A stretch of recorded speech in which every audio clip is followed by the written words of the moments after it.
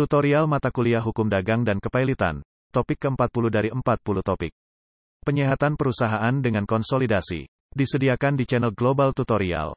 Pengertian peleburan, konsolidasi. Selain merger dan akuisisi, ada tipe lain dari suatu bisnis kombinasi yang telah terjadi di dalam praktik dunia perusahaan, yang dikenal dengan istilah peleburan atau konsolidasi.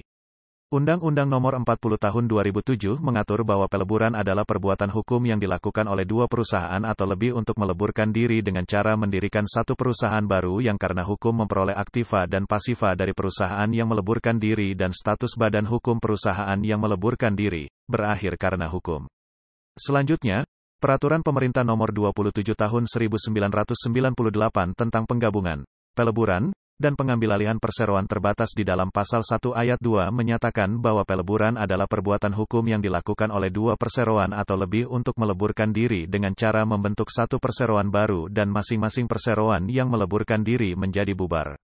Berdasarkan definisi dalam paragraf di atas, sangat jelas terlihat bahwa peleburan perusahaan terjadi apabila dua atau lebih dari perusahaan menggabungkan diri dengan cara membentuk suatu perusahaan yang baru serta berakibat hilangnya perusahaan-perusahaan yang menyatukan diri. Tujuan peleburan adalah usaha untuk 1. Menciptakan kerjasama antara beberapa perusahaan. 2. Melakukan pengembangan usaha. 3. Mengurangi persaingan di dalam pasar. 4. Meningkatkan efisiensi dalam perusahaan. 5. Mendiversifikasikan produk-produk dan target market. 6. Untuk menyebarkan risiko dan mengurangi biaya-biaya, misalnya biaya untuk pembuatan teknologi baru serta biaya-biaya penelitian.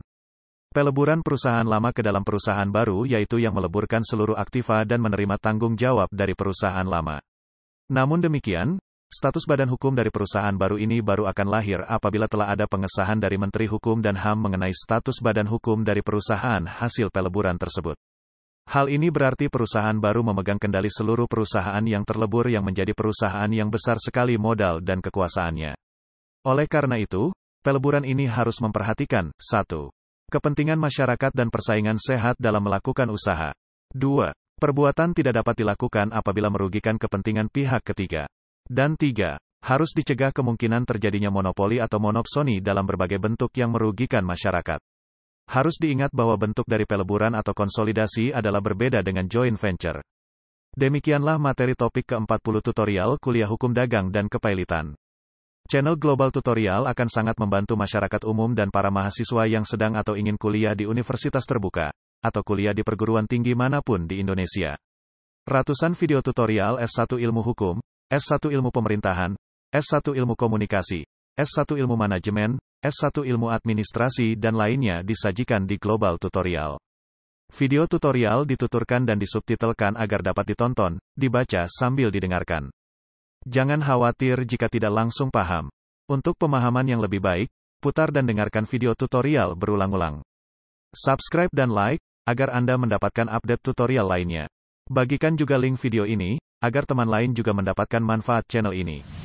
Sekian dan terima kasih. Sampai jumpa.